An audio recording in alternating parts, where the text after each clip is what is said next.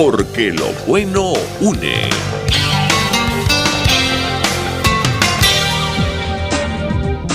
Ideas para alcanzar un país con libertad económica, democracia política y seguridad jurídica. Aquí se habla libertad con Víctor Maldonado, solo por rcr.tv, la radio que se ve.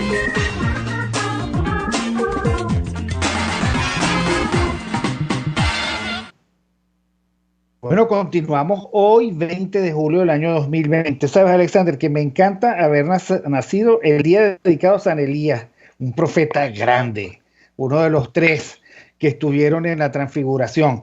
Eso me gusta. Bueno, a ver, Alexander, vamos a tratar este tema desde el punto de vista de lo que significa en su generalidad, sin caer en la circunstancia de lo particular, ¿no? Porque eso es lo que, desde mi punto de vista, no tiene en este momento demasiado sentido. Ahora, está absolutamente claro, mi querido Alexander, que los venezolanos más pobres, más vulnerables, que se fueron creyendo que fuera del país probablemente podían conseguir una oportunidad mejor, que tenían mucho menos vínculos, mucha menos ligazón, que no tenía quien los recibiera. La circunstancia, por ejemplo, en Cúcuta y en las zonas cercanas a la frontera, y lo que ha ocurrido en Perú y en Ecuador, lo que muy probablemente ocurra en la frontera con Brasil, nos da una situación muy triste, porque los venezolanos más pobres y más vulnerables son víctimas del temor y de la desconfianza que significa el otro extraño, extranjero, fuera de su país, en tiempos de pandemia. Yo he estado revisando la conducta psicológica del ser humano en tiempos de peste y la verdad es que es dura, ruda, brutal. Ayer, por cierto, en un documental italiano que está en YouTube, es libre, sobre la peste en Italia, la del siglo XIV, la pavorosa peste, nos da a nosotros indicadores de cómo se comporta el ser humano. Bárbara Tuchman, en su libro El pavoroso siglo, un horizonte lejano, el pavoroso siglo XIV, oye, ese libro maravilloso nos dice cómo fue y qué significó para Europa. Bueno, que 1/3, a veces la mitad, a veces 2/3 de la población desapareció con la peste negra. Bueno, y este fin de semana, ¿qué pasó? Hubo toda una discusión sobre la dignidad de los retornados, que a mí me parece importante decir, entre otras cosas, que bueno, la reacción del país es que, por supuesto, de ninguna manera uno puede soslayar y dejar de ser compasivos y tratar con dignidad a aquellos que están volviendo en estas circunstancias y que son maltratados de un lado de la frontera y maltratados también de este lado de la frontera. ¿Qué nos puedes comentar? Sí, hay tantas cosas que decir porque esto es un fenómeno, digamos, creo que de los más importantes que retratan nuestra realidad, pero que nos conecta con la dinámica mundial, que bueno, que hay que a nuestro entender ubicarlo un poco en el contexto, y quizás el contexto digamos más apropiado, o por lo menos uno de los contextos más apropiados para explicar esto, sea el del proceso migratorio venezolano. Nosotros no, digamos, esto no estoy diciendo nada nuevo, pero bueno, estamos viviendo uno de los movimientos migratorios más grandes de todo el hemisferio occidental, hecho o producido por un fenómeno que no sea un fenómeno de guerra. En Occidente no se había visto algo parecido. Y si tuviésemos cifras más reales, creo que nos daríamos, digamos, podríamos decir que que somos, por lo menos en Occidente, el movimiento migratorio no bélico, que se produce no por razones bélicas, más grande digamos, por lo menos de la historia contemporánea, ¿no? Pero eso ha sido un proceso, es decir, eso no es una ola, no es una estampida que se produjo, sino que se vive, aunque en algunos momentos sí han sucedido de este proceso olas completas. Y entonces es bueno decir que nuestra primera migración fue una migración, llamémoslo, más calificada, es decir, de gente profesionalmente calificada, gente, vamos a decir, con profesión universitaria, y esa asignó nuestros 3-4 primeros años, más ubicada hacia el sector medio, o sea, hacia el sector alto, con familia en el exterior, hijos o nietos o bisnietos de migrantes que habían venido antes acá. Esos fueron los primeros, digamos, la media de los primeros migrantes. Pero a medida que el proceso se fue agravando, a medida que la situación económica se fue agravando, estas dos razones, es decir, razones económicas y razones políticas que están muy juntas, es decir, a medida que la gente no vio posibilidades económicas de seguir aquí y a medida que la gente no vio esperanzas políticas de surgir, se fue, digamos, ya la ola de los que se fueron, la conformaban gente de nuestros sectores más populares. Y efectivamente los casi 4 últimos años son la gente digamos, del interior del país y la gente de los sectores populares, de las grandes capitales, las que en masa se fueron yendo. Con esto, bueno, quiero decir con esto que estos son los últimos en salir del país, los que no les dio tiempo ni tenían además herramientas de asentarse allá. Los primeros, precisamente porque iban más calificados y porque tenían, digamos, algunos medios, pudieron asentarse. Y la pandemia, cuando les llegó con, digamos, asentados, con cierta capacidad de poder resistir algún embate de este tipo que les llegó. En cambio, los últimos no tenían, vivían alquilados, o viven alquilados normalmente, o los que podían vivir alquilados, normalmente en trabajos muy precarios, sin ningún tipo de beneficios sociales, y muchas veces, la mayoría de las veces, sin una situación jurídica, digamos, sólida, estable, ilegales en estos países, lo que los hace mucho más vulnerables. ¿Qué quiero decir? Bueno, pero Alexander, vamos al corte un momentico de las noticias. Está absolutamente clara la idea. Los que se fueron de últimos quedaron entrampados. Pero vamos con Armeni Barreto al corte de las noticias y volvemos con esta idea. Aquí se debaten temas de interés nacional e internacional. Aquí se habla libertad con Víctor Maldonado. Solo por RCR.tv, la radio que se ve. Puedes seguirnos en nuestras redes sociales. En Twitter, @RCR750, la radio que se ve. Ellos sí que no saben nada. Y así nos va. El espacio donde se tocan los temas más candentes de interés político y nacional. Y así nos va. En este programa, la picardía y el humor inteligente son los protagonistas. Pura cabilla. Lara y Hernández descosen y revelan los secretos más oscuros del acontecer político. Y así nos va. De lunes a viernes a las 4 de la tarde.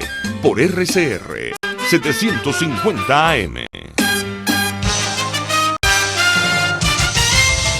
Informe RCR presenta titulares. Un bajón eléctrico se registró esta mañana en zonas de Caracas y Miranda.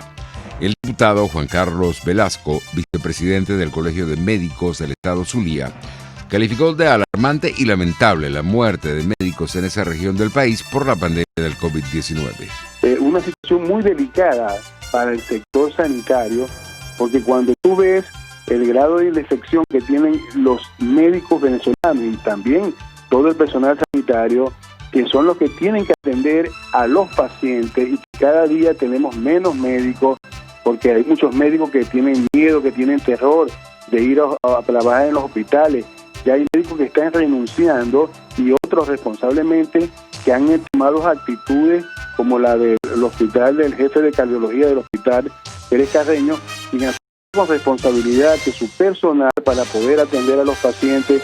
Entonces tienen que tener todas las condiciones, los equipos de protección personal, los equipos de bioseguridad para hacerlo, pero que al régimen no le interesa eso y que obliga de manera insistente a que nuestro personal sanitario tenga que atender a los pacientes. Entonces vamos viendo que se va armando una consecuencia tan grande que el personal de salud para atender a nuestros pacientes en los hospitales cada día menos. El de la onda tropical número 24 seguirá generando mal tiempo en las próximas horas en gran parte. En internacionales, en Estados Unidos, Florida registra más casos de COVID-19 que la mayoría de los países del mundo. Y en los deportes, en el mundo del boxeo, el peleador mexicano Julio César Chávez Jr. fue suspendido de manera indefinida por su presunta negativa de hacerse una prueba de detección de drogas. 11:33.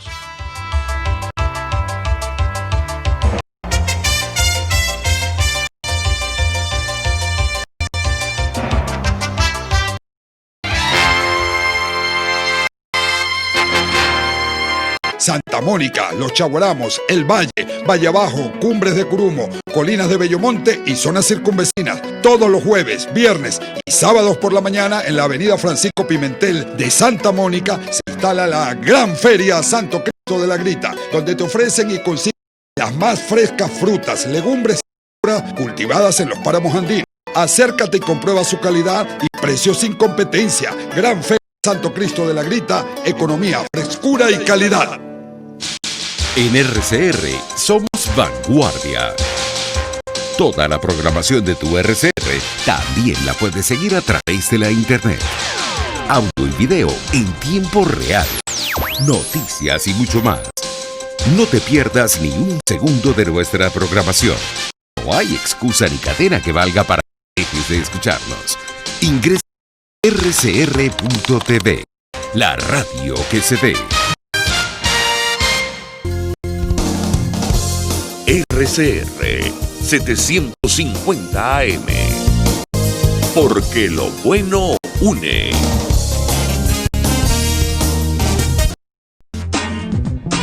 Ideas para alcanzar un país con libertad económica, democracia política y seguridad jurídica.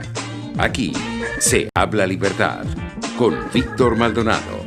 Solo por rcr.tv, la radio que se ve.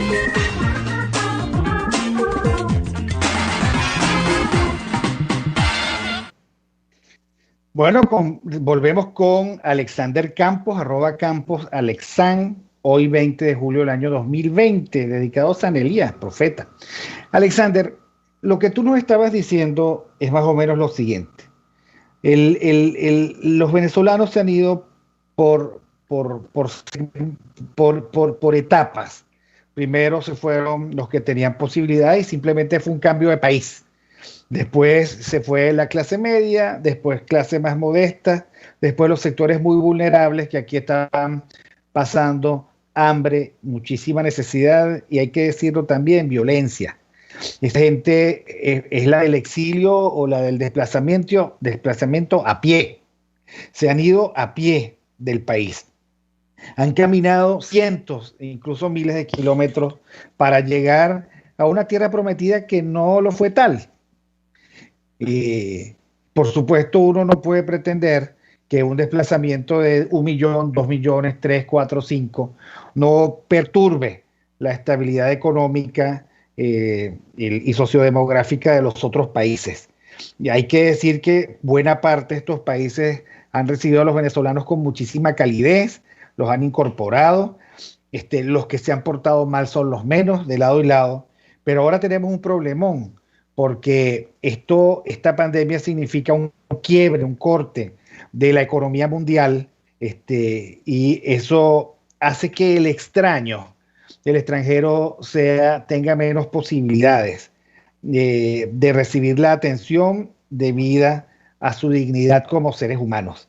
Los gobiernos amigos, Estados Unidos, etcétera, han hecho muchísimos esfuerzos económicos para ayudar a esos países que han recibido en tales montos a venezolanos, ¿no? Colombia, Ecuador, Perú. Pero bueno, los venezolanos más vulnerables que vivían del sector informal, etcétera, se están devolviendo. ¿Qué es lo que está ocurriendo? Bueno, pero además hay que colocar las cosas digamos, en su justa dimensión.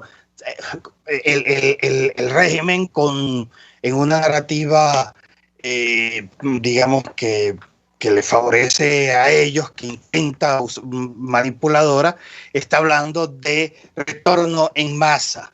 Pongámoslo en perspectiva. Solamente Colombia oficialmente tiene más de 1.700.000 venezolanos que están allá.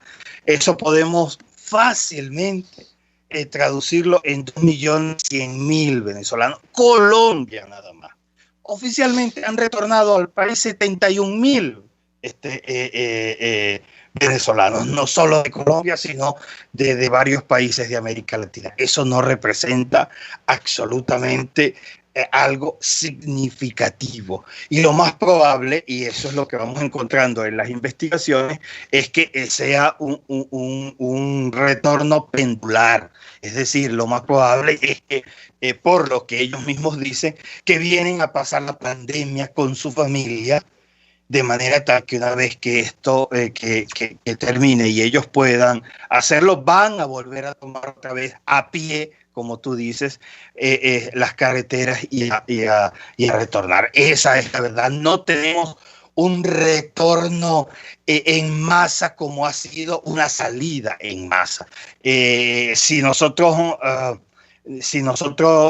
calculamos que llegó un momento en que solo por uno de los puestos colombianos salían 40 venezolanos diarios, pues esto que estamos viendo, eso es una tontería. Bueno, pero lo que está sucediendo es que, ojo, permanecen en estos países, es decir, mientras permanecen en Brasil, Colombia, mientras permanecen hay que decirlo, en Trinidad, en Ecuador, reciben cierta atención.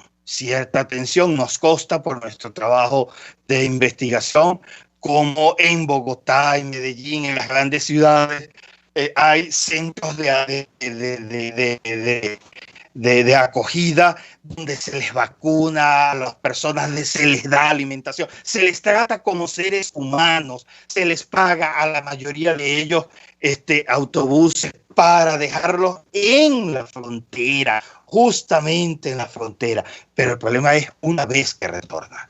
Lamentablemente hay que decirlo, en la narrativa, cuando ellos nos describen cómo ha sido, es que el cambio, solamente ver, dicen ellos, las Fuerzas Armadas venezolanas es ver a un enemigo, es decir, ver a alguien que está en contra de ti, es salir de un espacio duro, difícil, como es el país de donde venía, y llegar a un país hostil. Decir eso de tu propia patria es terrible, es duro, es una experiencia difícil, porque tú esperarías llegar a tu casa. Claro, no es el problema la casa es donde que llegas. No es la casa. Y el asunto, y eso es lo más doloroso, es que esa narrativa hostil, por decirlo mínimo, está permeando los distintos niveles, las distintas capas, y esta hostilidad le llega al retornado desde que entra legal o ilegalmente a la frontera. Y hay que decir, la mayoría lo hace legalmente. Cuando hablo de mayoría, estamos hablando de casi el 91-92% de ellos. Ese otro 8% normalmente entra, además con la anuencia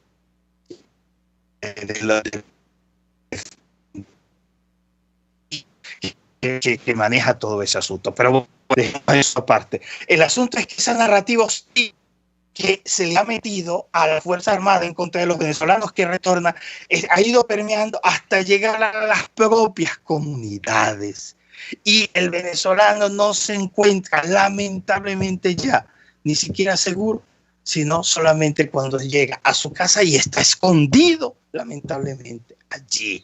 Porque el régimen ha convertido a estos retornados nuestros ni siquiera en unos, digamos, ni siquiera en parias que se les para, sino en enemigos que hay que eliminar, lo que es lo peor.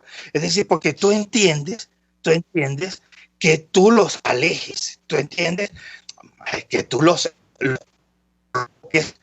o sea, uno entiende la cuarentena, uno entiende la cuarentena. Ahora, tú no puedes pretender que la gente venga a una cuarentena a un colegio donde no hay duchas. ¿Usted ha visto algún colegio con duchas?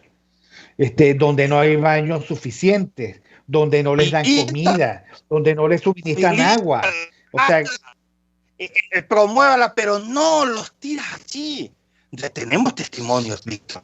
Tenemos testimonios de primera mano, porque bueno, no quiero decir las instituciones para no comprometerlo, pero mano, dos sitios de la frontera que lo han convertido en grandes centros de acogida, en el que el trato es tan vergonzante, tan doloroso, que han ocurrido suicidios de nuestros compatriotas, porque se fueron derrotados, llegan derrotados.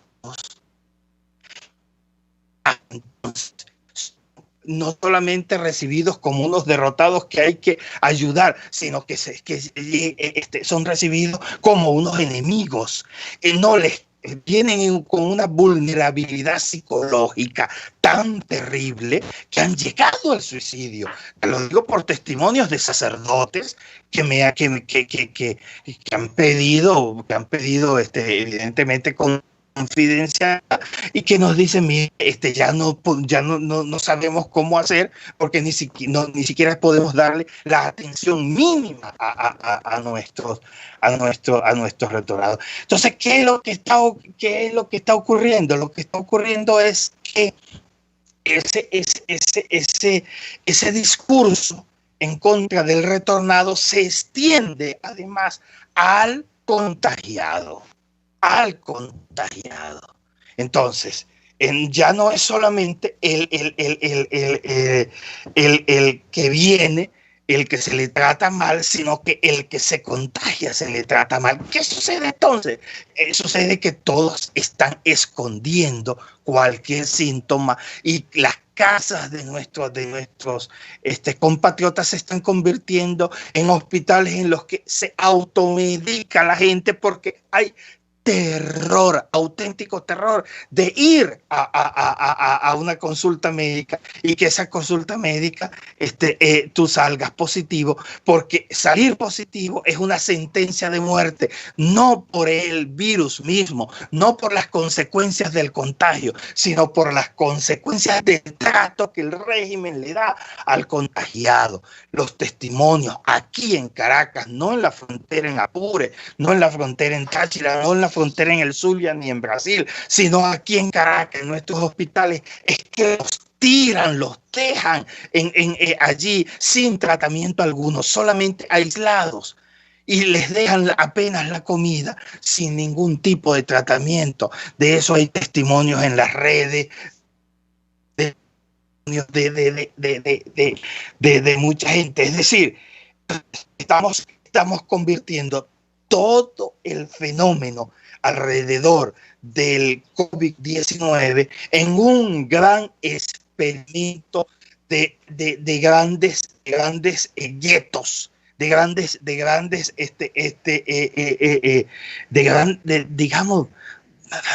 de parias a los que no solamente hay que separar, sino que hay que convertirlos en enemigos nuestros. Y lamentablemente esa ha sido la estrategia tradicional, típica de todos los regímenes totalitarios.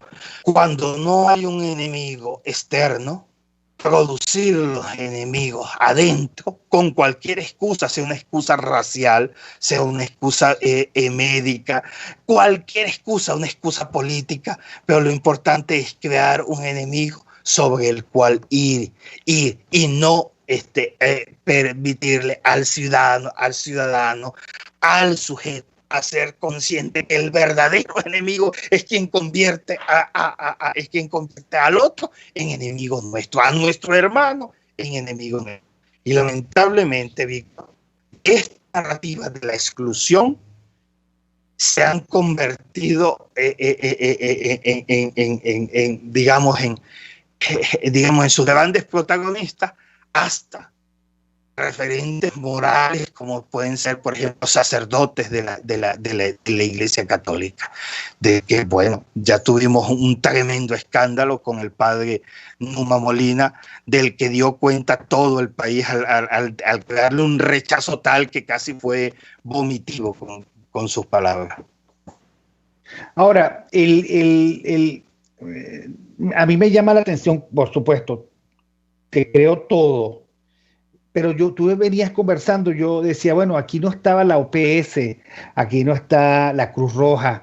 O sea, digamos, ante esto que está ocurriendo, en el momento más álgido de la pandemia, y bueno, yo ruego a Dios que ilumine a los científicos del mundo para que rápidamente venga la vacuna. No hay nada que hacer. O sea, simplemente es que este país es un país de comiquita, que no tiene fondo, y por lo tanto, digamos, cuando tú sales a la realidad te consigues simplemente un fusil. No hay nada que hacer que nos permita, digamos, resolver esta circunstancia. El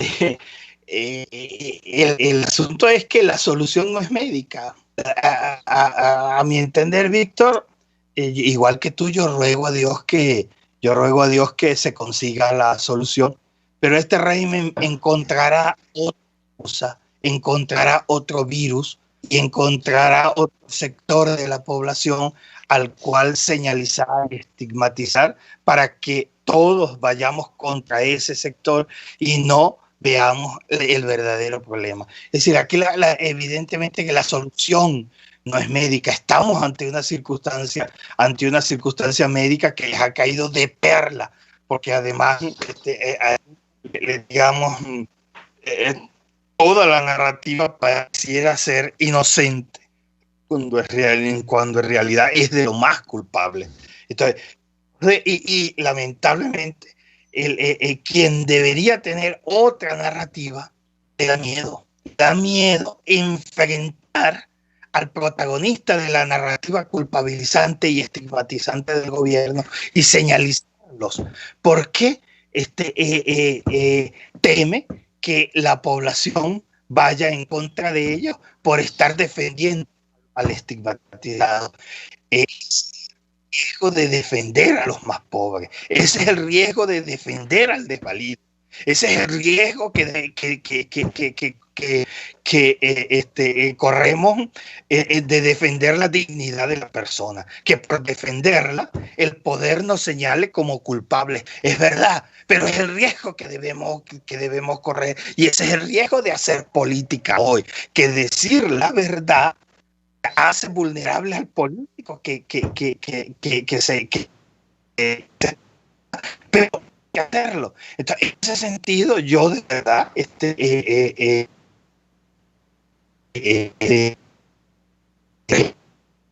inmediatamente a ponerse de nuestro lado y sin temer la señalización y sin temer las represalias del régimen, increpó a Numa y a lo que representa, porque hay una expresión muy clara de Monseñor Moronta, es decir, cuando le dijo que él lo que es portavoz de sus amos. Es decir, él no es el dueño de esas palabras, él es un esclavo de la narrativa de quien se la hizo decir, un esclavo de la narrativa del régimen. No le tuvo miedo y señaló, pero a mí me gustaría escuchar eso de parte de la Sociedad Venezolana de Medicina. A mí me gustaría escuchar esto de parte de los principales gremios de este país que a una sola voz defiendan a nuestros indefensos hermanos.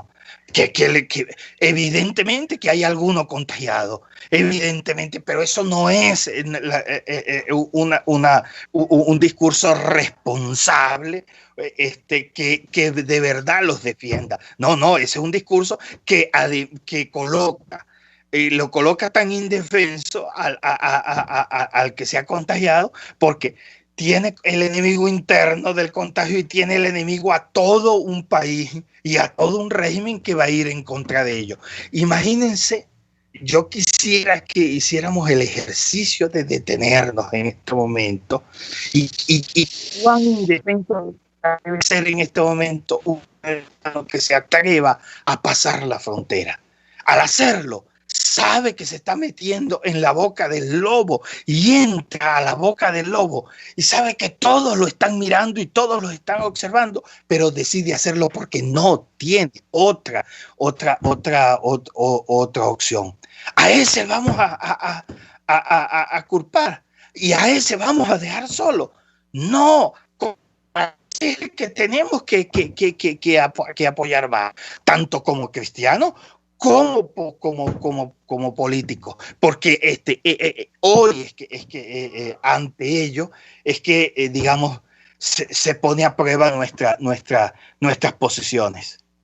Perdona la emotividad, pero creo que estamos ante uno de los hechos más aberrantes que podamos nosotros estar viendo en este momento, porque es contra una masa, es una masa. Parecía mentira, nosotros pensábamos que el problema de los judíos, que el problema de los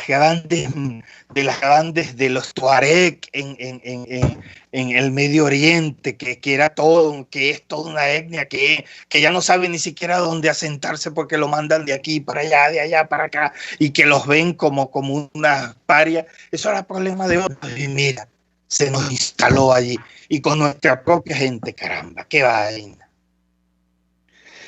Es terrible, querido Alexander, porque que hemos tocado, en primer lugar, un llamado emocional, y me parece bien, a respetar la dignidad de los retornados, y además es que debe ser un llamado de toda la sociedad. Y nos hemos hecho preguntas importantes. ¿Cuántos? Porque la narrativa del régimen dice todos, y sucede que esos cuantos están cuantificados, y un país decente, aunque sea pobre, podría manejarlo muchísimo mejor. ¿Por qué el discurso es tan brutal?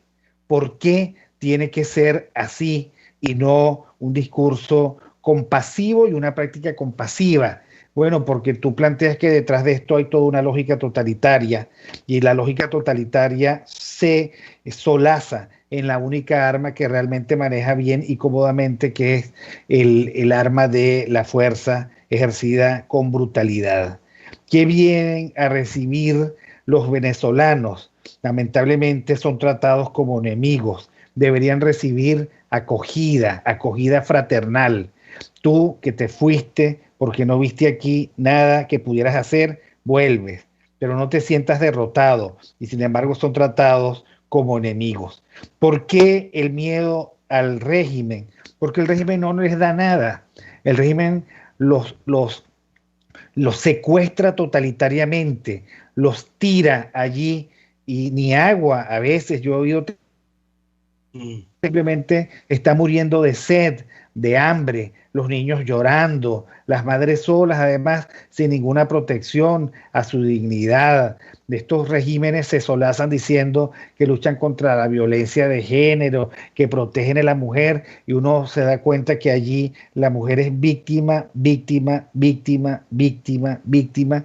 Y la pregunta es, bueno, ¿por qué se exponen a volver en este momento? Bueno, porque el país finalmente, la condición de ciudadanos debería garantizarle derechos y garantías que lamentablemente en otros países en estos momentos no consiguen. Pero la circunstancia, mi querido Alexander, es durísima, durísima, porque como tú lo has planteado, salen de una trampa, vienen a una trampa, y la verdad es que por ningún lado uno nota la política de la compasión, de la comprensión de que son los nuestros. Y bueno, los venezolanos tan exhaustos que están, porque uno ve por otra parte que el venezolano quiere dar ayuda, tus experiencias comunitarias, estos están solos, absolutamente solos en su tragedia.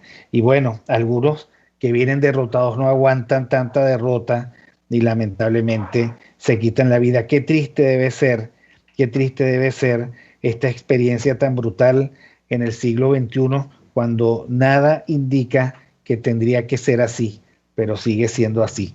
Bueno, mi querido Alexander, te agradezco mucho la narración, que hayas compartido con nosotros los hallazgos, y también que hayas compartido con nosotros el asco moral que provoca un adjetivo tan terrible de tratar a los nuestros como si fuesen bombas biológicas, armas terroristas biológicas y cualquier otra cosa, porque claro, cuando tú cosificas al otro, ya lo tienes montado en la olla del exterminio.